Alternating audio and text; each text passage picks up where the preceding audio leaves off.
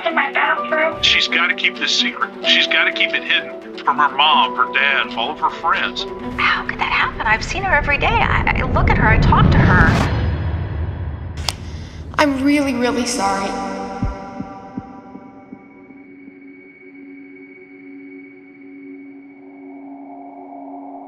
High school can be a pretty scary time. For the first time in your life, you're treated like an adult. You have a lot of responsibilities, you have to get good grades and choose your career, and on top of it all, you have to socialize. Perhaps you're the shy type who doesn't feel comfortable surrounded by 100 new people. Or perhaps you have a few bad memories from your past and don't find it that easy to trust all of your new schoolmates. Imagine throwing a teenage pregnancy on top of that. How do you handle it? Would your parents be okay with it? Do they even have to know?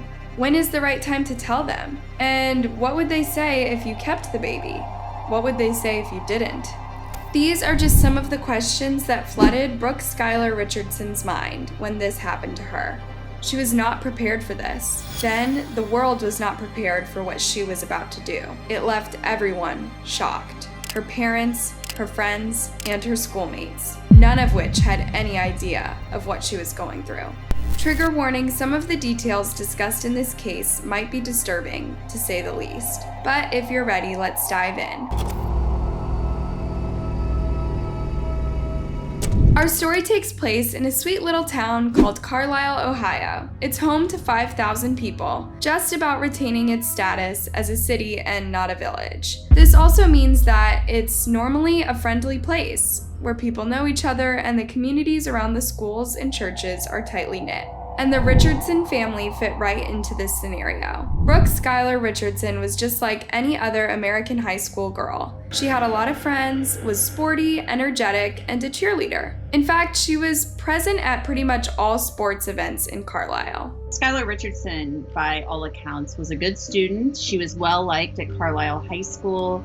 She was a cheerleader. But you know how sometimes it's dangerous to paint the picture of a perfect life just from a few facts and social media photos? Life is never that peachy, no matter how bright their smile is or how beautiful the beach in the background looks. This was the case with Schuyler too. She had some issues. She had been abused by a boy that she was interested in when she was in junior high, and she had been diagnosed by a psychologist with dependent personality disorder, meaning she craves approval and attention from authority figures. That's quite problematic. Think about it. If you're desperate for the approval of others, you'll do anything to get into their good graces. Plus, you might start hanging around nasty people who abuse the situation. Instead of running away from boys like the one that had abused her, Schuyler ended up surrounding herself with unpleasant individuals again. Needless to say, this affected her mental health too. She may seem fine on the outside, but on the inside, she's often crumbling because of her emotional state. The problem was Schuyler didn't want to talk about her issues with anyone. Not her mom, not her best friends. Well, wait,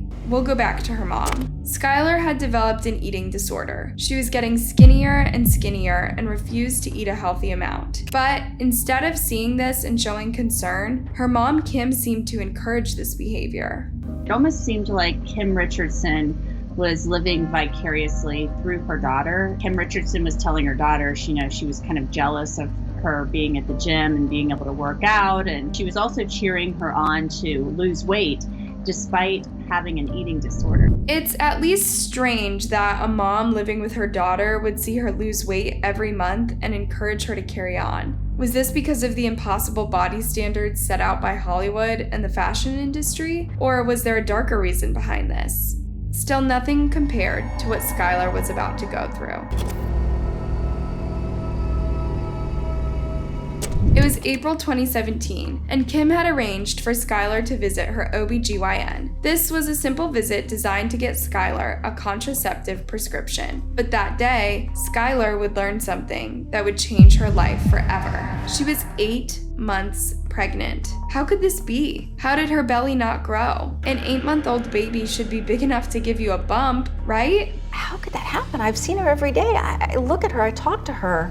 I hug her. This was Skylar 7 months pregnant at the beach, photographed by her parents. Kim just thought she was finally healthy. She'd been struggling with her eating disorders for years, and her mom was happy to see she had put on some weight. She didn't want to bring up the subject as she didn't want to upset Skylar. Now, at the doctor's office, Skylar was panicking. She said that she was not prepared to deliver a baby. She could not have a baby. Imagine being 18, just about to graduate from high school, preparing for your prom, and then college. On top of that, you've got an eating disorder and are obsessed with your body image, including not having a belly. There was another layer of anxiety to her story. The baby's father, Trey Johnson, was another high school boy Skylar had dated for a couple months the summer before. This was not a scenario where they could reconcile and be happy parents together. She didn't even want to tell him. He hadn't been nice to her, and she didn't even want to stay friends with him after their fling. So that day, Skylar made a decision, possibly the worst decision in her life. She would not tell a soul about the pregnancy. If she managed to hide it for 8 months, perhaps even from herself, then she could hide it for another month. Then who knows? Maybe she would be able to hide the baby somehow as well. I know, it doesn't sound realistic, does it? But by now, Skylar wasn't thinking straight. She was afraid of people's reactions to her pregnancy, and she was afraid of ruining her future. After all, she'd heard her mom before talking about teenage pregnancies. Her mother believed if she ever had a child at this point in her life that it would ruin her life. She wouldn't be able to go to college. She wouldn't get a job. She would have to leave all of that behind and be a full-time mother. Skylar was 9 months pregnant when she put on this red dress and went to the prom. Somehow she made it through the night without telling anyone, and without anyone asking her about her tiny bump. She kept a tight smile and danced like nothing was happening. She's fully aware that she's pregnant. She knows that this life is growing within her, but yet she's got to keep this secret. She's got to keep it hidden from her mom, her dad, all of her friends. Skylar had no idea what to do next, and she didn't want to ask for any help or advice. That night she would go into labor, and now it's about to take a dark turn. Trust me.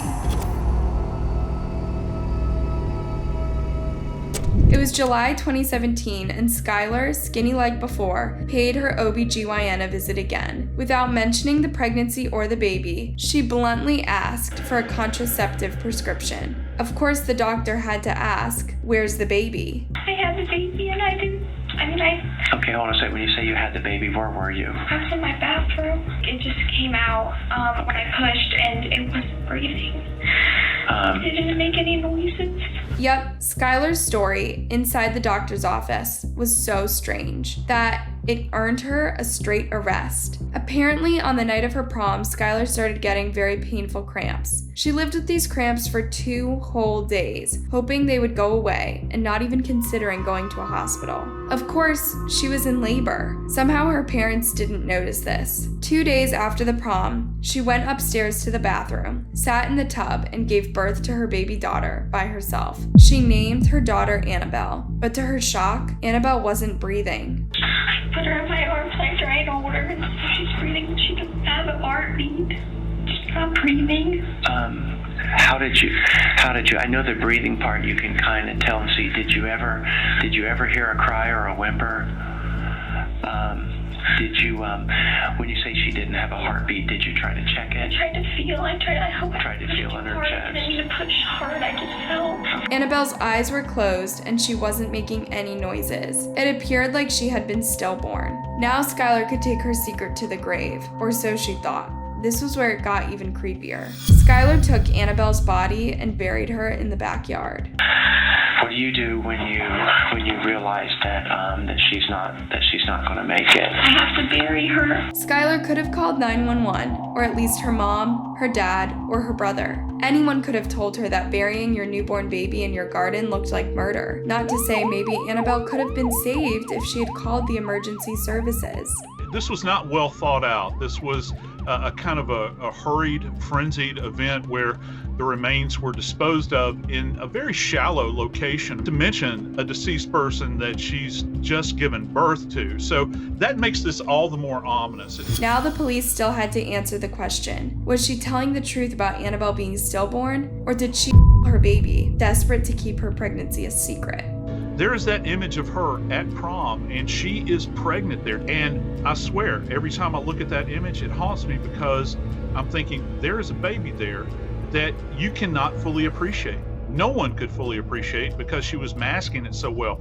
Could she have bound herself so tightly that it compromised the baby's ability to grow appropriately? Certainly, if you starve yourself and wrap tight clothing around your belly for 9 months, that baby's not going to be fine. But the prosecutors wanted to paint an even grimmer picture around Skylar. I think that she was not being honest. She was either hiding something or outright lying. I always felt that there wasn't something right that she was bringing forth. And I thought that that was extremely obvious, whereas other experts thought the opposite. For example, you can see how comforting the police detectives were with her during the interrogation. Okay. Oh my gosh. That's okay. I know this is.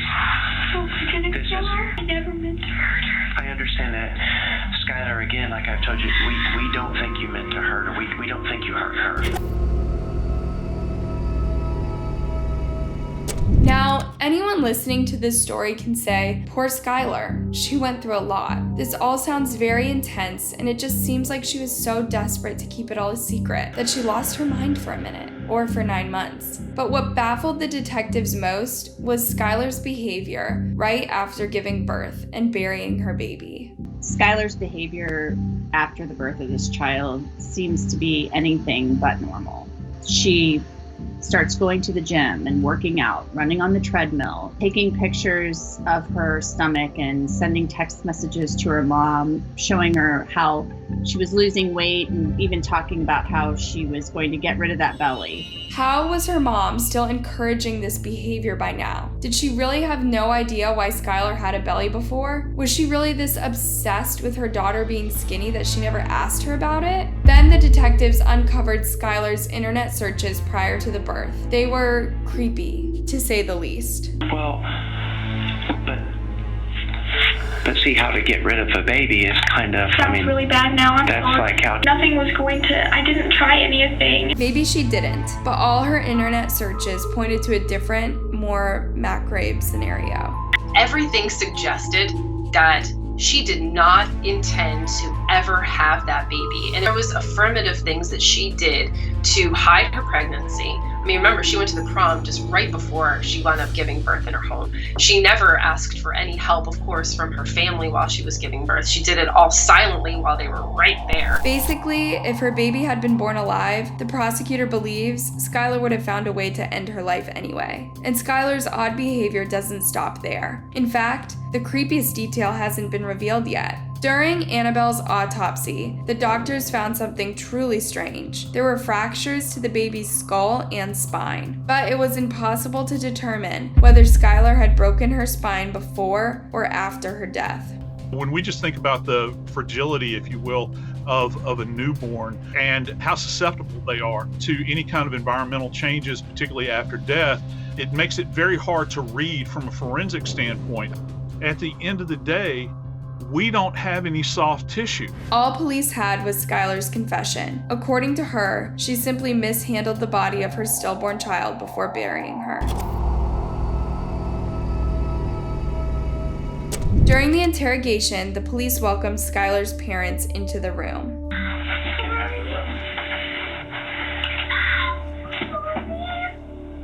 I'm so sorry, Bobby. You should have just told us. I know. The detectives left the room as they let Skylar chat with her parents. But of course the cameras were still on, as they were fishing for a more complete confession. I think they want to know if I killed it myself. Yeah, you go to jail. I didn't though. Did you hear her mother's reaction? Kim was ready to shame her daughter and promise her prison time before she even heard the reality of her story. It was only her father, Scott, that was comforting her in the interrogation room. I know you're sorry. I'm so lying because But I was completely honest to them. but you lied to us. He maintained his calm during the whole ordeal. Skylar's relationship with her father, she was a daddy's little girl. He loved her very much. Kim, on the other hand, was more concerned about their public image. You go to jail. It's in the papers. It's everywhere. The neighbors have already called me. Chris already called me, and I know she was telling me that they're digging up stuff in her bedroom. You're going to be on the news. How do you think Mims and Pat from Bill and Gina also? Kim went on to shame Skylar for earning herself a prison sentence. But that wasn't even the case yet. She just assumed her daughter did the worst and told her off for doing this to herself. Skylar was going to go home with her parents that night, but she would be brought back in for questioning 6 days later. The coroner had discovered charred bones. Tell me about the fire. What fire? The police detective made it clear that they knew she had tried to her baby. Skylar's first reaction was complete denial. I didn't burn her. I promise on anything I didn't burn her. I didn't burn her.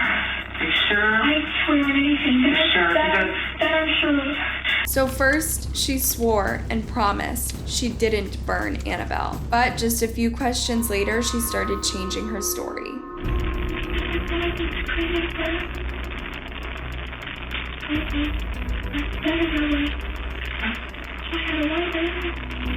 And the more questions the detectives asked her, the more she seemed to change the whole story. Now it seemed like Annabelle hadn't been stillborn. Not really. Oh, that somehow you know she was alive like before that, and that's why you're worried you didn't do something that could have helped. Why did she make any noise? Maybe noise. What kind of noise? Maybe a little noise. It grew, but I didn't know if it was something else. I saw her arms maybe a little bit. I didn't think she was breathing. I didn't speak too hard. As she confessed, she broke down, realizing the brutal reality of what she had done. It's okay. You can't. It's okay. You were trying. I think I'm going to kill her. Okay. I think I killed her. I think I killed her on purpose. No one said it, Sarah. No one believes that. Finally, the police had a cause of death for little Annabelle: asphyxia by compression. Direct pressure is being applied where she might clutch this child very, very tight to her chest, and the child's chest can't even begin to rise and fall. Now Skylar could not go back home to her parents. She would have to go to jail, at least until she would be released on bail. She was charged with aggravated child endangerment and gross abuse of a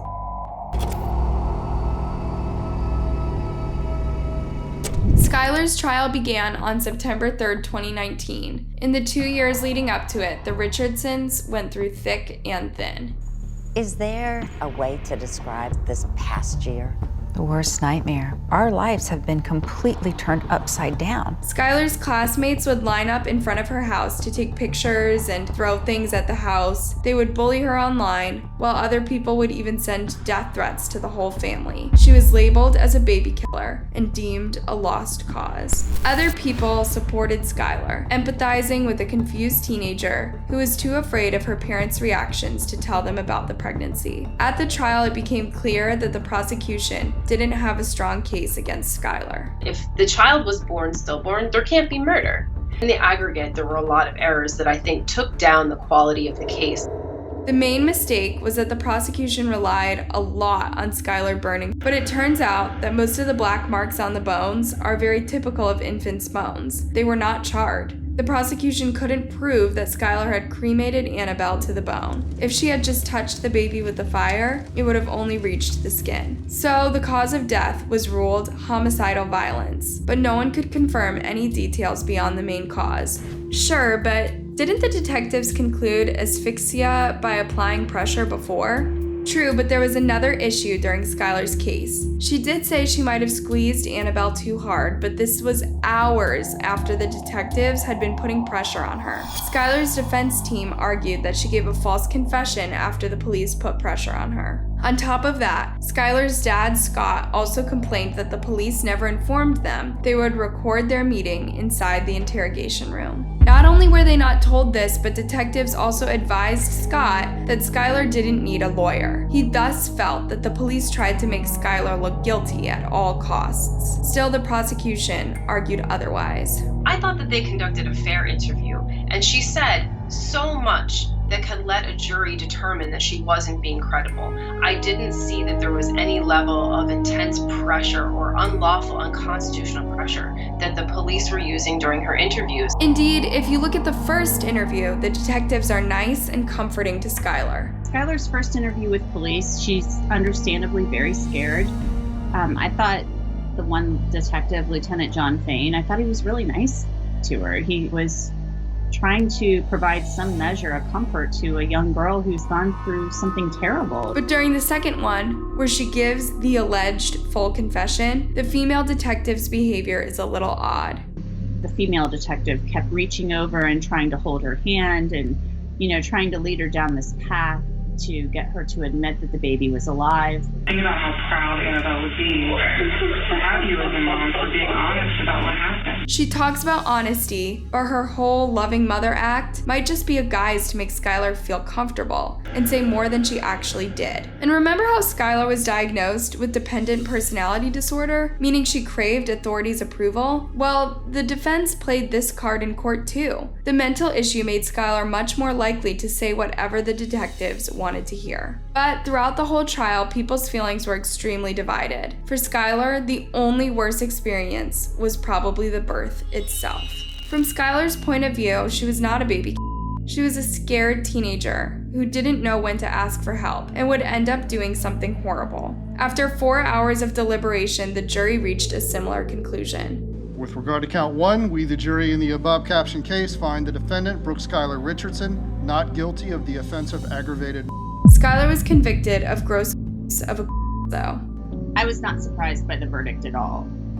It was going to be very difficult to get an aggravated murder conviction when the medical experts all testified that they could not determine the cause of death because the body was too decomposed. The judge told Skylar he sees this case as the story of 2 little girls, her and Annabelle, thus pointing out just how unprepared she was to be a mom. Did Miss Richardson have overbearing parents? Yes. Did she suffer from an eating disorder? Absolutely. But that doesn't mean that you're allowed to your baby or bury your baby in your backyard. Of course, Skylar had to be punished for burying her baby and not attempting to save her life. She was sentenced to 3 years probation. Thank you, Your Honor. I would do anything and above that you ask, and I understand. And I just wanted to say how sorry I was.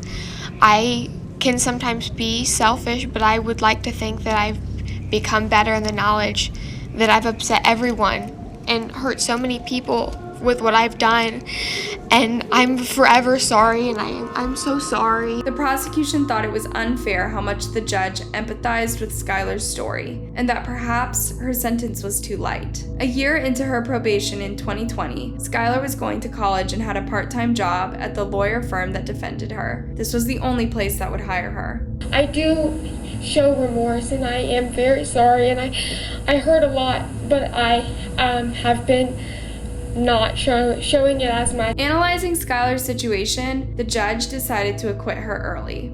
This is a low-level felony. You have no prior criminal history. You are employed. You are going to college. And there is no reason for me to invest the time and resources of my probation department in supervising you. Skylar is now free and working hard to repair her image, but some people still see her as a killing psycho who should be in prison. However, others see more layers to the story. Teenage pregnancies are tough, and if you feel like you can't talk to your parents about it, it's extra tough. Skylar's case should work as a lesson to all families and to the system that can protect teenage moms who want to deliver their babies. There are adoption centers, hospitals, and police stations where moms can leave their newborn babies anonymously and safely with no consequence. It's not ideal, but it's better than burying them in your backyard. Thanks for watching, you guys. Hey, don't be shy, give this video a thumbs up and subscribe for more. Till next time, and remember to stay safe. It's a strange world out there.